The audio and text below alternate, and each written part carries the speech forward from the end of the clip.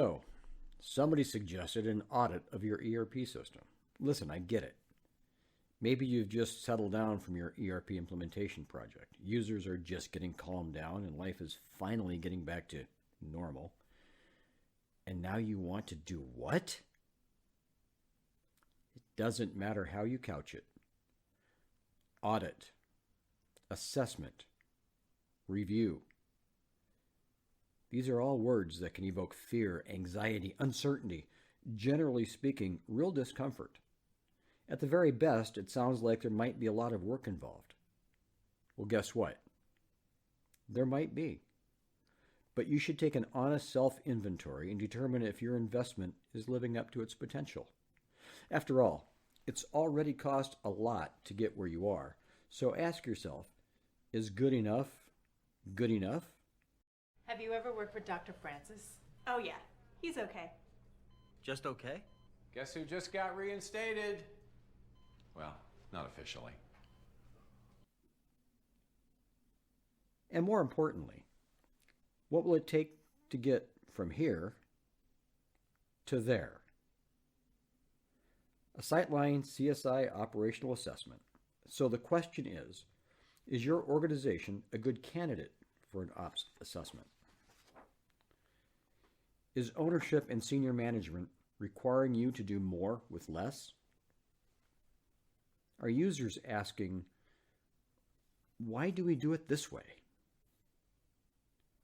Has it been more than 2 years since your implementation? What about those pesky Phase 2 items you pushed out during your original implementation because you ran out of time or money? Did they ever get done? Do key stakeholders understand why they are important? Are they willing to devote resources to get the ball across the goal? Are you more than one software version behind? Is your system heavily modified? Do you still need all of those modifications? Do you even know? Have you had staff turnover since your original project, especially within your original core team? And the number one reason you might need an operational assessment? You don't even know what CSI means. So if you can answer yes to one or more of these questions, then your company is a good candidate for an operational assessment. Okay, great. So now what? How do I get there? Well, as Yogi Berra said, if you don't know where you're going, any road will get you there. So let me ask you, would you agree that you can't establish a goal without knowing what you want to achieve? And that you certainly can't measure progress towards it? So just as important, maybe even more so, is knowing where you are starting. Let me explain. Let's pretend more than anything you want to go home. Go ahead, take a moment, close your eyes, think about home. Home is so familiar to you. For me, Chicago is home. Just thinking about it invokes memories and sights and sounds and smells. It's like, well, home. You've been home 1,000,000 times. You could probably get there with your eyes closed. Or could you? Now let's say someone kidnapped you, blindfolded you, and put you in a room with no windows. You had been deprived of all your sensory perception for, well, you don't know for how long because you've been deprived of all your sensory perception.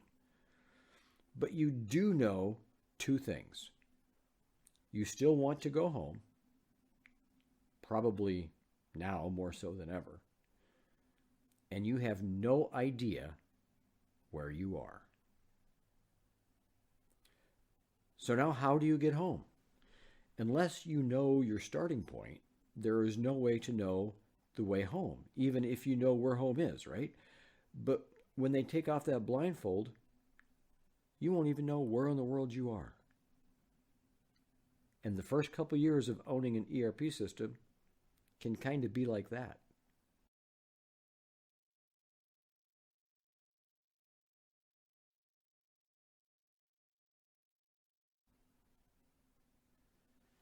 Confucius said, "Real knowledge is to know the extent of one's ignorance."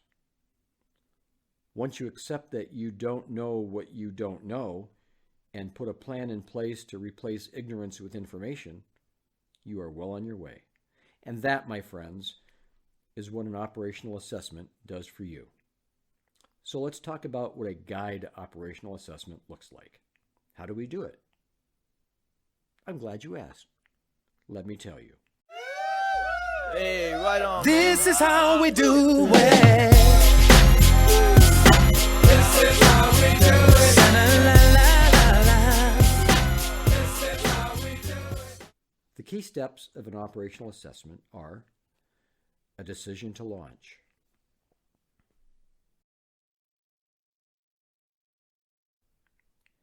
an executive direction and support, where we establish clear business goals and objectives to be achieved as a result of the assessment. And so, my fellow Americans, ask not what your country can do for you, ask what you can do for your country. Reassemble the core team.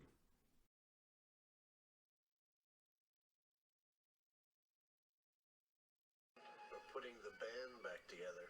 The BPOs for each functional area are given a questionnaire to fill out prior to the on-site assessment workshop. The answers provided help the auditor, i.e. the consultant, frame his or her audit discovery to get the most value for you. Schedule the on-site assessment. All stakeholders will be brought together for the kickoff. During the kickoff, the key stakeholders are reminded of why this exercise is taking place. A representative of the executive team presents business goals and objectives and puts their stamp of support on this process. Individual BPOs will be interviewed based on predetermined schedule. All processes, issues, reports, etc. are reviewed and evaluated.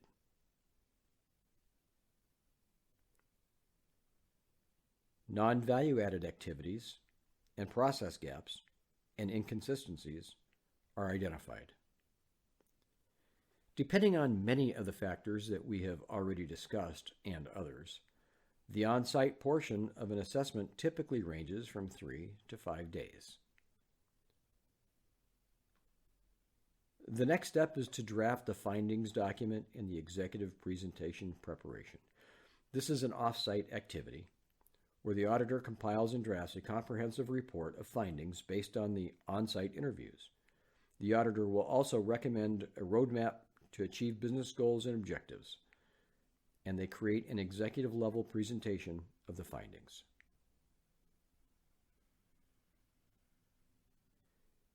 An issuance of the findings document to the project manager and the executive team. This is meant as a preliminary review to provide the executive team context for framing any questions they may have during the presentation.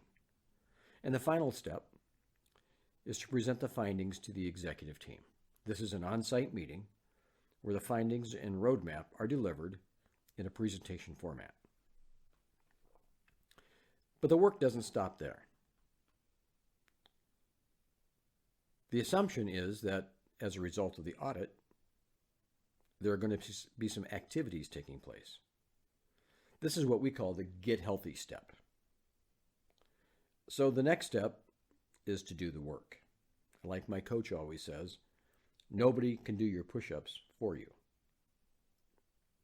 So you begin engaging on the recommendations from the key findings.